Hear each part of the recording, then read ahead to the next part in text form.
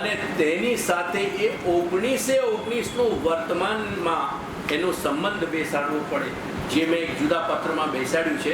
આજે એ સમય નહીં રહે, પણ આ આખા હવે મેટર એટલું બની ગયું છે 4 દિવસમાં ભગવદ ઈચ્છાના, દાદાજીની ઈચ્છાના કારણે. મારી કોઈ આવી કંઈ સિનોપ્સિસ લઈને નહોતો ચાલ્યો, પણ એના અંતમાં હું એને છપાવીશ અને એની સમન્વય કરવાની પદ્ધતિ પણ બતાવીશ કે કેવી રીતે સમન્વિત થાય છે.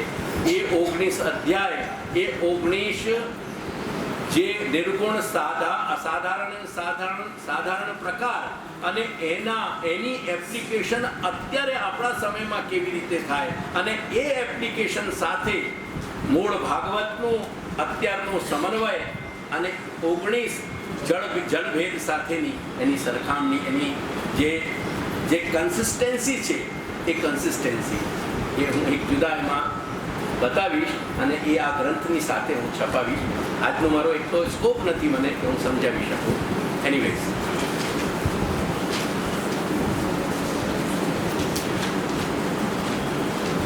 વીસમું વિભાજન તે આંતરમિશ્રણના પ્રકારે બાકી રહેલા અસંખ્ય ભેદોનો સમાવેશ કરવાવાળું હોવાથી પછી એક કે પાસું રહેતું નથી. ત્યાં જેમ આંતરમિશ્રણથી અનંત ભેદ થાય છે, એવી જ રીતે શ્રી મહાપ્રભુ અહીંયા પણ 20માં જળના ભેદ, કેમ કે શ્રુતિના 20 વિભાજન છે.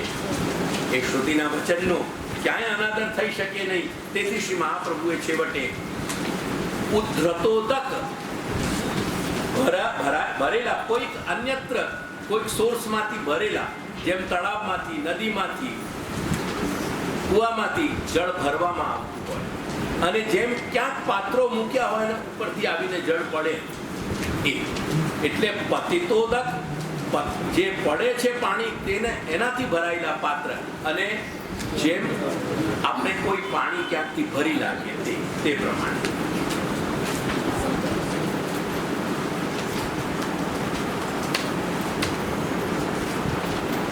તેનો નિર્દેશ જલભેદ ગ્રંથની 20મી કારિકામાં કરીને સમજાવે છે. તેથી કુવાના ભેદોથી લઈને સાગર પર્યંત જળના પ્રધાન 19 ભેદોને તેના આધાર ગુણથી નિર્દેશ કરી. આધાર ગુણ ધ્યાન રાખજો. હા, પહેલા દિવસથી કહેતો આવ્યો છું. આધાર, ત્યાં જળનો આધાર દૃષ્ટાંતમાં, અને દાર્ષ્ટાંતિકમાં આપણા અંતઃકરણનો આધાર, એને યાદ રાખજો. આધાર ગુણથી નિર્દેશ કરી તેના આધારે ભગવદ વિષયક શાસ્ત્ર વક્તાઓની પણ તે પ્રમાણે જે તે શ્રેણીને ક્રમશઃ આધારગત જળના ગુણધર્મોનું અનુસંધાન રાખી તેની સાથે સરખામણી કરી લેવી જોઈએ. ખ્યાલ આવી ગયો? સમજાયું ને? ચાલુ આગળ. હવે સર્વાભ્યાસ સ્વાહાથી આંતરમિશ્રણથી ઊભા થયેલા 20મા ભેદને સમજાવે છે. વેદ સંહિતાઓના પ્રસિદ્ધ ભાષ્યકાર શ્રી સાયણાચાર્ય જલ સંબંધી આ શ્રુતિના છેલ્લા વચન સર્વાભ્યાસ સ્વાહાથી આંતરમિશ્રણના તાદાત્મ્યથી 20મા ભેદનો પણ નિર્દેશ કરે છે. તેમાં ઉદ્ધૃતોદક એટલે ઉદ્ધૃત કે કાઢેલું પાણી, અને પતિતોદક એટલે પડેલું પાણી, આ 2 ભેદ જણાવ્યા છે. તેથી શ્રી મહાપ્રભુ આજ્ઞા કરે છે કે આનાથી આગળ જળના 19 ભેદના કારણે તત્ત સંબંધી વચનો પણ કહી દેવામાં આવ્યા છે. ઉક્તાતિરિક્ત વાક્યાની. હવે જે કંઈક વચન કહી દેવામાં આવ્યા અત્યારે 19 વિભાજન સુધી, તેનાથી અતિરિક્ત હવે 20મી વાત કહેવામાં આવી રહી છે. અતિરિક્ત, ખ્યાલ આવ્યો? ઉક્ત એટલે કહી દેવામાં આવ્યું છે તે, એનાથી અતિરિક્ત હવે વાત કહેવામાં આવે છે. તેથી તેના સિવાય જે 20મો ભેદ છે તેનું ફળ અહીં કહેવામાં આવી રહ્યું છે. કાઢેલા પાણીના પ્રકારો જે તે પાત્રોથી જળ કાઢવામાં આવતું હોય તેના આકાર પ્રકાર પ્રમાણે જાણવા જોઈએ. તમે જે આકાર પ્રકારવાળા નાના મોટા જેનાથી પાણી કાઢો, માટલામાંથી તમે ગ્લાસમાં પાણી કાઢો તો એનો આકાર પ્રકાર બધું ગ્લાસ જેવું થઈ જાય, એની ક્ષમતા પણ આટલી જ થઈ જાય. એટલે ઘણા બધા લોકોની ક્ષમતા એક નાના પ્યાલામાં પાણી આવતું એવી જ હોય. ઘણા બધા લોકોની કઠોરમાં એમાં ભરી જાય. અમે અમારે यहाँ પરાત કહેવાય કથરોટ. એ કથરોટમાં જેટલું ભરાય જેટલું ફેલાયેલું હોય એ બી બની જાય. કોઈકની તપેલાની જેમ આવે, કોઈકની ગળામાં જેમ આવે. એવા અસંખ્ય પાત્રોના આકાર પ્રકાર સમજી લો.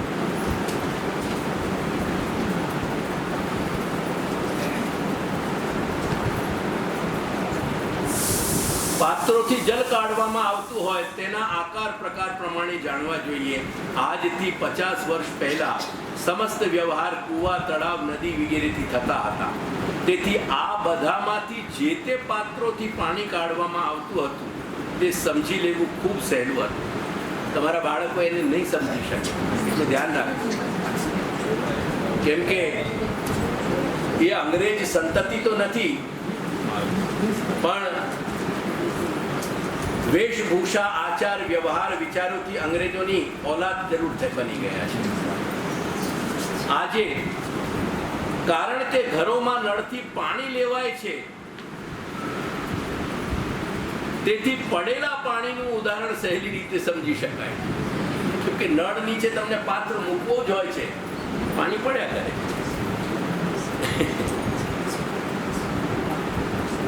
નળોથી પણ જુદા જુદા પાત્રોમાં જ પાણી લેવાય છે.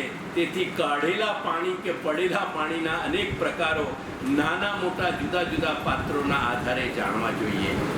આ જ પ્રમાણે મુખ્યત્વે નિર્ગુણ, સગુણ અને સગુણના સાધારણ પ્રકારો પ્રમાણે આંતર મિશ્રણની અનેકવિધ સ્વભાવરૂપતાઓનો વિચાર કરી અનેક નાના મોટા પાત્ર અને આકૃતિઓના આધારે તેઓના પણ વક્તાપણાને વિચારી લેવું જોઈએ. અસંખ્ય વક્તાઓ થઈ જશે આ નાના મોટા આકારથી બનીને. શ્રી મહાપ્રભુએ આ કારિકામાં વા પદનો ઉપયોગ કર્યો છે. સમજાયું તમને? ઉક્તાતિરિક્ત વાક્યાની ફલમ વાપી. એ વાપીમાં અપી જુદો છે ને વા એક જુદો શબ્દ છે. અને વા શબ્દ કે ચાપી બી પાઠ થોડો ધીરે રાખો. વાપી એટલે વાના અનેક અર્થ બતાવવામાં આવ્યા છે. તેથી मैं जिनको आधार लेके चल रहे हैं वो वापी कह रहे हैं, वो वापी स्वीकारे उन्होंने बात.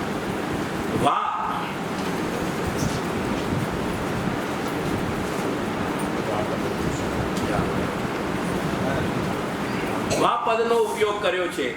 આ બાબતે શ્રી પુરુષોત્તમ ચરણ જણાવે છે કે શ્રી મહાપ્રભુ આવા આંતર મિશ્રણના અધિકાર ભેદો માટે અરુચિ અને અનાદર જણાવતા વા શબ્દનો પ્રયોગ કરે છે. આ કારિકામાં ક્યારે ચ પદથી પાઠભેદ પણ મળતો હોય છે. તે ચકાર પણ અહીં હીન કે કુત્સિત એ અર્થને બતાવનારો છે. કેમ કે ચના અનેક અર્થ હોવાની સાથે એમાં એક હીન અને કુત્સિત અર્થ પણ ચનો બતાવ્યો છે. લગભગ ચના 27 અર્થો છે.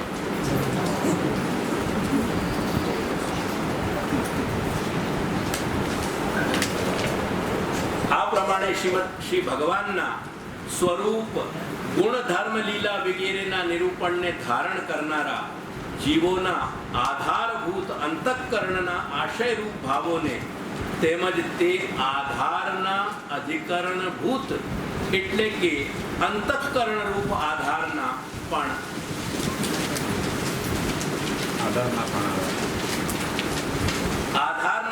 આધારરૂપ જીવ ચૈતન્યને, કેમ કે આપણું અંતઃકરણ આધાર છે, એનો જેવો આશય હોય પણ એ આશયનો પણ આધાર આપણું જીવ ચૈતન્ય છે. કેમ કે પાછો જીવ ચૈતન્ય જે સ્વભાવથી ભગવાને પ્રગટાવ્યો હોય એ અંશ, એ અંશમાં એ સ્વભાવના હિસાબે જ એનો આશય પણ ઘડાશે. એટલે એનો પણ આધાર શોધી લેવાનો છે.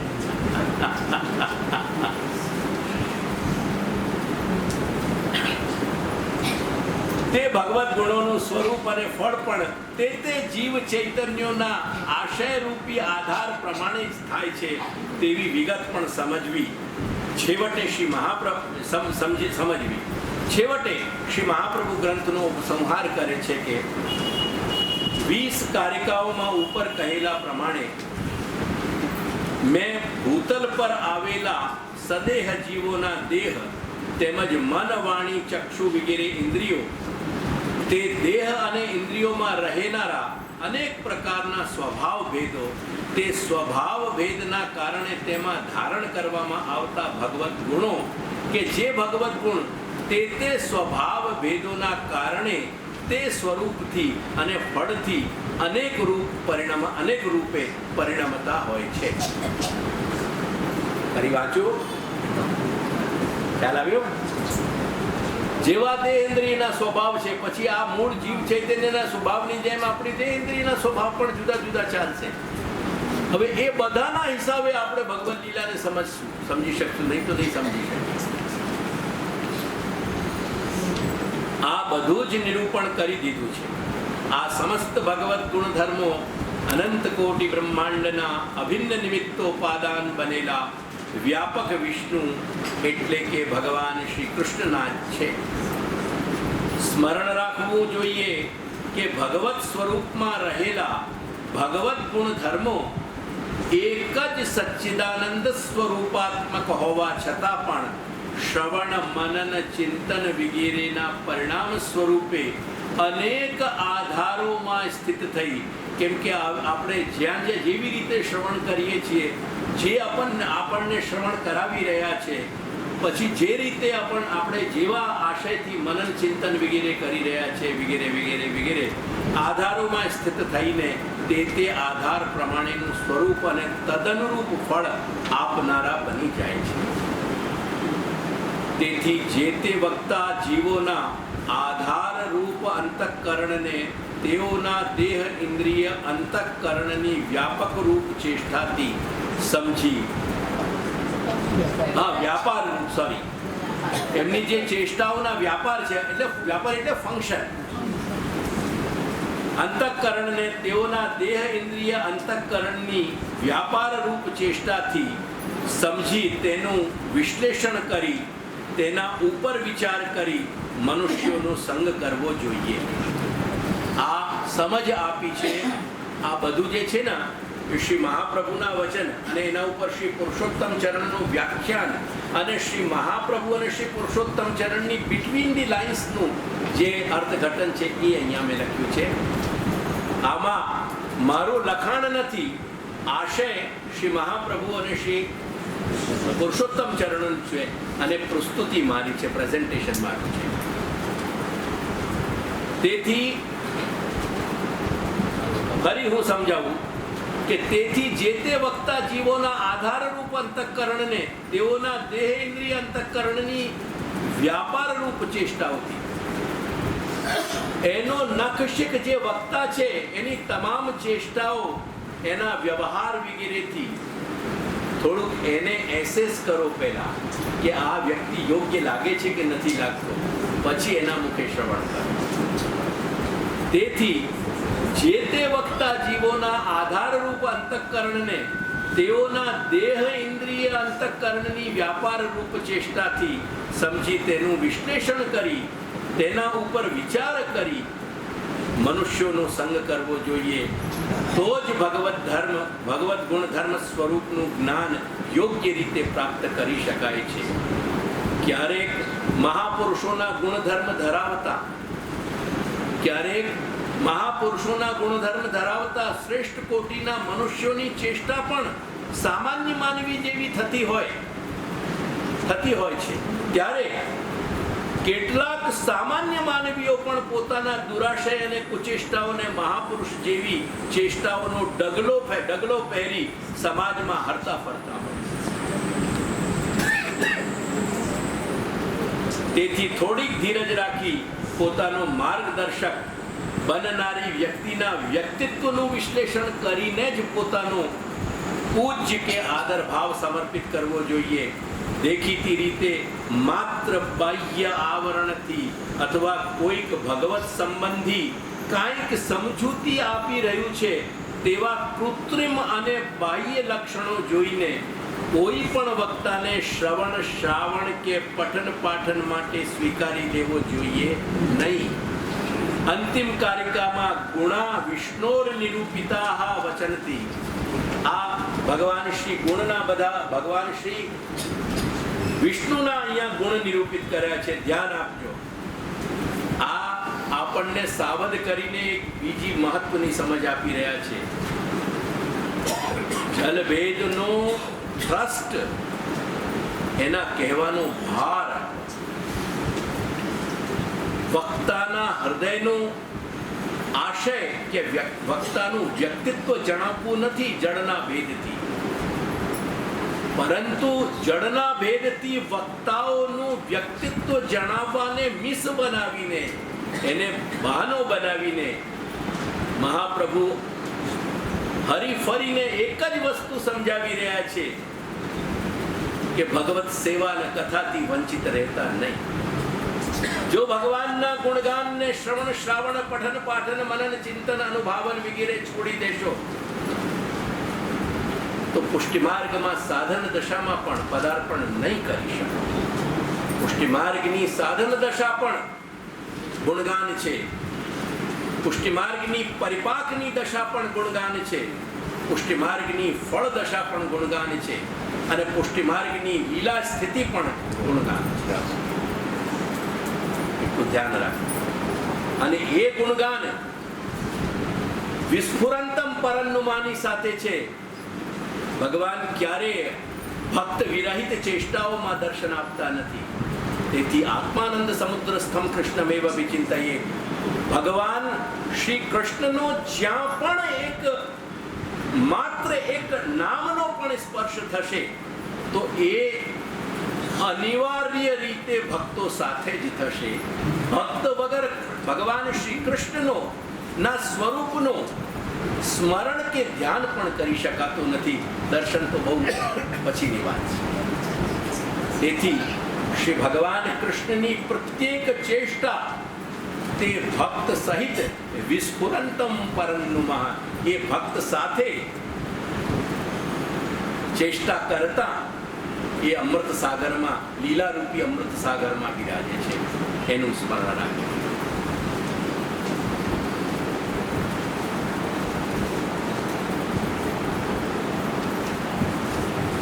તેથી અંતિમ કારિકામાં ગુણાહ વિષ્ણુર નિરૂપિતા વચનથી મુખ્યતયા ભગવત ગુણગાનનું જ તાત્પર્ય નીકળે છે.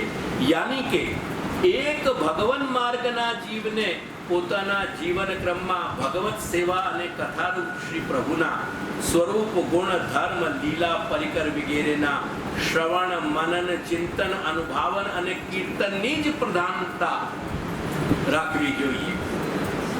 ભગવત ગુણગાનના પ્રસંગથી તેમજ શ્રવણ અને પઠનની દૃષ્ટિથી કેવા વક્તાની પસંદગી કરવી જોઈએ તેનું કથન તો ગુણગાનના અંગ રૂપે કહેવામાં આવ્યું છે, નહીં કે અંગીના રૂપે.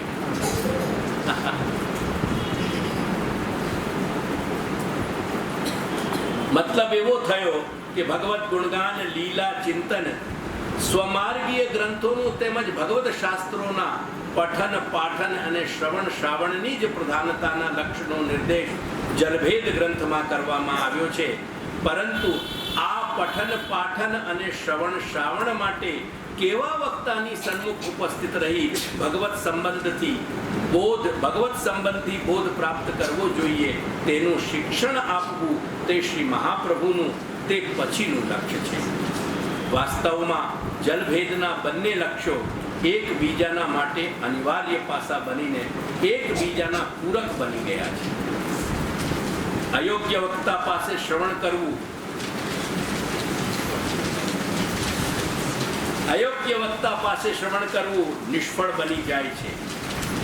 તેમજ અયોગ્ય શ્રોતાની પાસે કથન કરવાથી શ્રાવણની નિષ્ફળતા થઈ જાય. શ્રવણ કરાવવાનો કોઈ મતલબ નથી. તેથી વક્તાની યોગ્યતા જલભેદથી અને શ્રોતાની યોગ્યતા પંચપદ્યાનીથી નિર્ધાર કરી લેવી જોઈએ.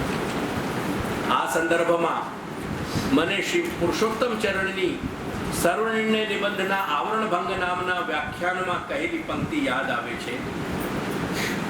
તથા ચ તંત્રે ગુરુ પરીક્ષેત શિષ્યમ ઇતિ વાક્યાત શિષ્યો યથા પરીક્ષેત તથા અત્ર ગુરુ નો ચેત અતાદૃશસ્ય લોકાનુગત પશુરૂપત્વાत् તાદૃશઃ અનુસરણે અંધાનુગ અંધવત ઉભૌ અપી પતેતામ એતદર્થમેવ જલભેદ ગ્રંથકરણ જ્ઞેયમ ગુરુશ્ચ અપષ્ટો ન વક્ષ્યતે ઇતિ પ્રશ્નઃ આવશ્યકઃ સોપી ગુરૌ પ્રપન્નસ્ય એવ ફલવાન ઇતિ ગુરુભજનમ વિશિષ્યન્તિ સર્વભાવેનેતિ. અર્થાત શાસ્ત્રમાં કહ્યું છે કે શિષ્ય બનાવતા પહેલા ગુરુએ તેની પરીક્ષા લેવી જોઈએ. તેવી જ રીતે શાસ્ત્રનો નિયમ બતાવ્યો કે શિષ્ય બનાવતા પહેલા એને શિષ્ય તરીકે સ્વીકારતા પહેલા એનું પરીક્ષણ લો. તેવી જ રીતે શ્રી મહાપ્રભુ પુષ્ટિમાર્ગીય જીવોને એક વિલક્ષણ અધિકાર આપે છે, જે અનેરો અધિકાર કોઈ બીજા સંપ્રદાયમાં નથી મળ્યો. કેમ કે ક્યાંય શાસ્ત્રના આવા વચનો નથી મળતા તે સંપ્રદાયના ગ્રંથ પ્રણેતાઓમાં. તેથી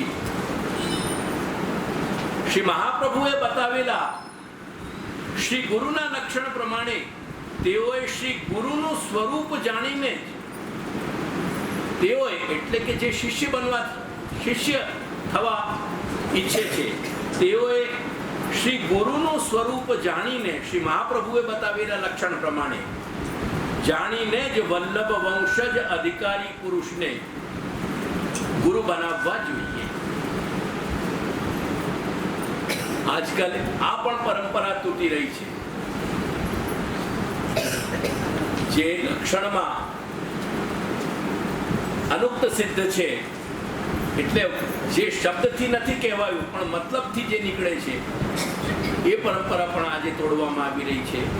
તેથી જો એવું ન કરવામાં આવે, જો શ્રી મહાપ્રભુના લક્ષણ પ્રમાણે ગુરુનું પરીક્ષણ ન કરવામાં આવે, અર્થાત શ્રી મહાપ્રભુએ બતાવેલા લક્ષણો પ્રમાણે શ્રી ગુરુના સ્વરૂપનું આકલન કે નિર્ધાર ન કરવામાં આવે તો અનધિકારીને ગુરુ બનાવી લેવાથી જેમ લૌકિક મનુષ્યોમાં ઇન્દ્રિય તર્પણ કરવા જેવી પશુરૂપતા હોય છે, તેવી જ પશુરૂપતા તે વ્યક્તિમાં